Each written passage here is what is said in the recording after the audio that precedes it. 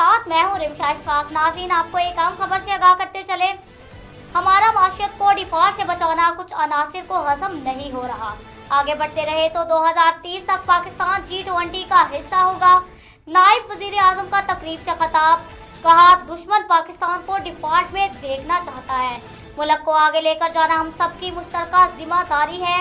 माशियत की बेहतरी के लिए नौजवान अपनी सलाहियतें बरोए कार लाएं। वजीर आजम माशी इस्तेहकाम के लिए दिन रात कोशा हैं। आने वाले दौर में चैलेंजेस का बेहतर अंदाज में मुकाबला करेंगे। पाकिस्तान अब कभी सफारती तन्हाई का शिकार नहीं होगा। वफाकी वजीर खजाना मोहम्मद औरंगजेब ने कहा, IMF से बातचीत अच्छे अंदाज में हो रही है। बैरूनी सरमायाकारों के लिए पाकिस्तान में वसी मौके हैं। जदीद टेक्नोलॉजी को मद्देनजर रखते हुए मुस्तकबिल की पॉलिसियां बना रहे हैं। दारुल इस्लाहात का अमल जारी रहेगा।